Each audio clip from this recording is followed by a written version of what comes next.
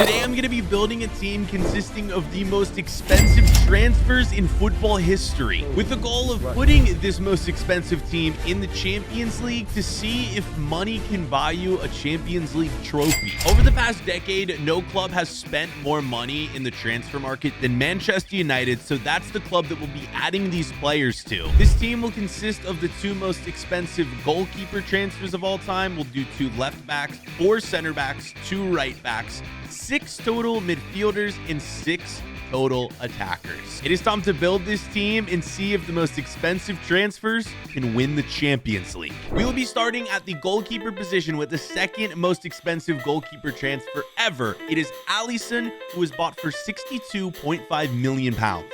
And honestly, when looking at a player for 62 million, that's not even a lot of money compared to some of the players we're about to see. So Alisson is the second most expensive goalkeeper. I can't even I don't even know. Like, Chelsea paid a ridiculous 80 million pounds for Kepa. Now, the man has had his ups and downs. With that being said, 80 million is ridiculous. I don't even think he's worth half that. Transfer market. Oh my God. They value him at 15 million. Chelsea have lost so much money on Kepa, but he's the most expensive goalkeeper of all time, so we will be adding him to our team. On to the left back position, where the second most expensive left back is Benjamin Mendy, who is no longer in FIFA. I really can't talk about why he's not in FIFA. Just Google his name if you really want to know. So we move on to the third most expensive left back, who is Chilwell, another Chelsea player who was bought for 50 million pounds. How many Chelsea players are we going to get this video? Would you guys believe me if I said the most expensive left back in history was also on Chelsea? Cucurella, the man with, I think, the best hair in football, was bought for 65 million pounds. By Chelsea. That's literally our third Chelsea player this video. So far, we're 2 positions down and 2 Chelsea players starting, and neither one is over 81 overall. It is time to move on to the right back position, where guess what? For the love of God, we do not have a Chelsea player. It is Cancelo. Now, Cancelo is listed as a left back in FIFA, but according to transfermarkets.com.us, whatever it is, he is a right back. He was bought as a right back for 65 million pounds. Now, he is on Bayern Munich right now in real life. He is about to be on our team, Manchester United.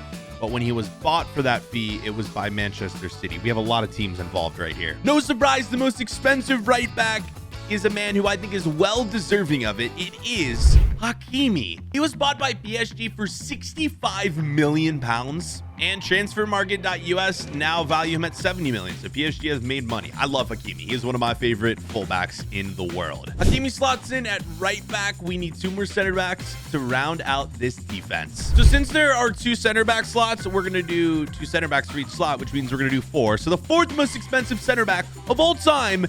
It's funny because for his name, he's not even one of the top 2 players in his actual name. Oh, it's another Chelsea player. Would you look at that? Wesley Fofana was bought by Chelsea for 80 million pounds. 80 million pounds.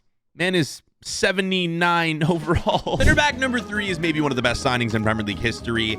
It is Virgil van Dijk. He was bought by Liverpool for 84 million pounds, and that is the best 84 million pounds I think Liverpool will ever spend, ever. Van Dijk currently only valued at 50 million pounds, most likely because of his age, but if they wanted to sell him, I think they could get way more than that. Now on to the top 2 most expensive center backs in history. Bought for 85 million pounds by Juventus is De Ligt, and he is not even playing on Juventus anymore. All right, are we ready for the most expensive center back in history? I think you guys know who it is. Harry Maguire.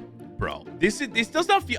we live in a simulation right now. Harry Maguire is the most expensive center back ever. Bought for 87 million pounds. Can't even say that with a straight face. That much for Harry Maguire, man. So far, starting 11 consists of Kepa, we have Cucurella, we have Hakimi, we have Harry Maguire, and De Ligt. It is now time to move on to the midfield. So since we have 3 midfield spots, we're doing 2 players per position. That means we have 6 midfielders. I hope you guys are beating up with the back. So we start with the 6th most expensive midfielder, and sadly, he is not in the game. This is actually his son right here, but yeah, it's Zinedine Zidane. He is in the game as an icon, but I do not have a mod right now that gives him the icons, so we'll move on back the 7th most expensive midfielder. I wish I could add Zidane. I kind of just wanted to make this current players as well, just to keep it authentic. This is an interesting one. The 7th most expensive midfielder is Arthur. It's on Liverpool right now, but previously was bought by Juventus for 76 million pounds, which I think was too much. Okay, so he is apparently loaned out to Liverpool right now, but his transfer value is only 18 million. It is kind of funny how most of these players so far have been complete flops. We can move up to the 5th most expensive midfielder bought in history. Oh, would you look at that? It's another Chelsea player. It is Kai Havertz. Chelsea paid 80 million pounds for him. Now, I like Kai Havertz. Is he worth 80 million though? Do I believe he's worth 80 million? No, I don't. But I think he's close. My prediction was pretty spot on. Valued at 70 million pounds and still only 23 years old. I think he still has a ton of room to grow. The 4th most expensive midfielder is a recent one. It is a Real Madrid player. It's Tchouaméni. Also 23 years old. I'm not gonna lie, I thought he was way younger than that. Wow, okay, 23 years old. He was also bought for 80 million, and I don't know. I don't think we can truly know yet if he's worth that. Is a brand new signing. Now on to our top 3 midfielders who will be our starters. Midfielder number 3, the 3rd most expensive, is Frankie de Jong. De Jong was bought by Barcelona for 86 million pounds, and I actually think that was a great signing. It says he's only worth 50 million pounds, but I'm a big fan of Frankie de Jong. Only 25 years old as well, which is still very young. Yeah, 25, I'm gonna say is young because I'm also 25, so I want to be young still. It's young, right? Guys, I'm not old.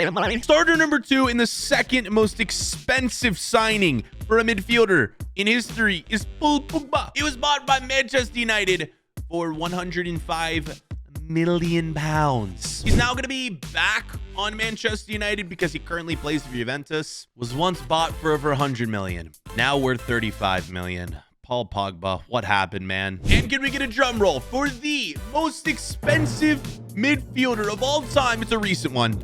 You guys know who it is, man. Chelsea midfielder Enzo Fernandez, bought for 120 million pounds. We'll add those 3 midfielders to our starting 11 and then move on to the attackers. So again, since we'll have 3 total attacking positions, that means we are going to buy 6 total attackers, 2 per position, and these can be strikers, left wingers, right wingers, center forwards. Starting with the 6th most expensive attacker, surprisingly, it's Antoine Griezmann. Now, he was bought by Barcelona for 120 million pounds, and he doesn't even play for Barcelona anymore. Look at his transfer value chart. It was all the way up to 150 million at one point, and then slowly started to spiral down. But fair play to Atletico Madrid, who sold him for 120 million and then bought him back later for 20 million. Atletico Madrid are big brain. So Atletico Madrid used that money to buy this next player, and that is the wrong Felix. This is the Felix we want. Joao Felix, who was bought by Atletico Madrid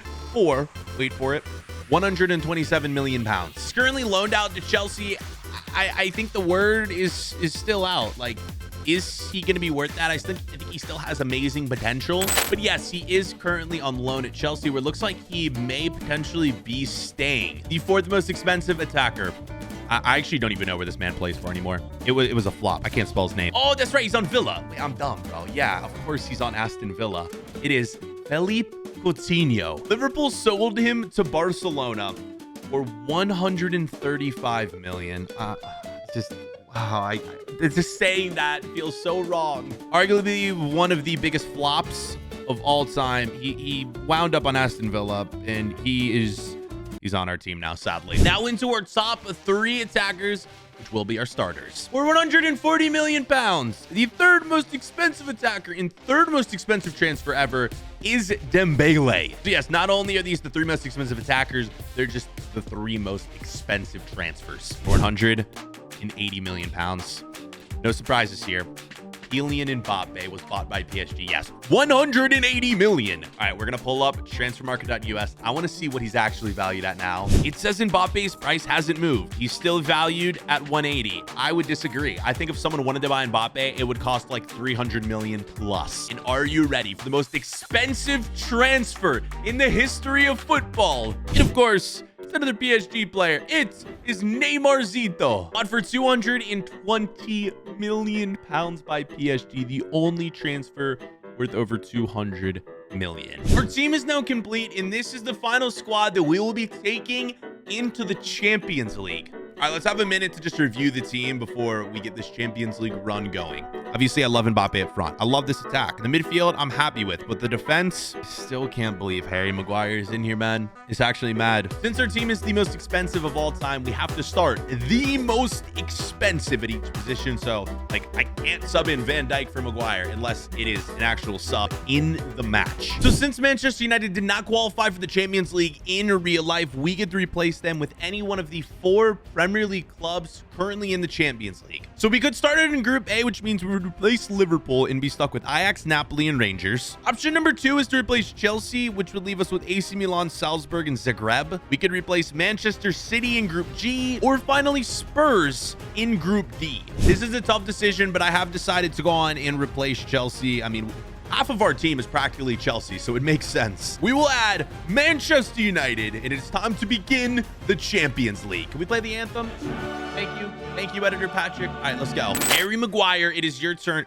Don't look at me like that, Harry Maguire. I've started you, bro. Put a smile on your face, man. Be freaking grateful. Come on. We'll now simulate rapid fire through all 6 of the group stage games. Match number 1 is a win against AC Milan. Match number 2, win against RB Salzburg, and another win against Zagreb. So far, even with Kepa, Maguire, the most expensive transfers are dominating the Champions League. Another win against Zagreb in Game 4. Our first points drop coming Game 5 against AC Milan, but it's still a draw. And the final match is a loss, but I still think we've gotten enough points to go through. Tied on points with AC Milan, but because of goal differential, the most expensive transfers will top the group. And we have a team of the most expensive transfers, but not one of them can be in the top goal scoring race in the Champions League. Although Neymar is currently in 6th, and that's 4 goals with him coming off the bench as well. Just kidding. Neymar's in our starting 11.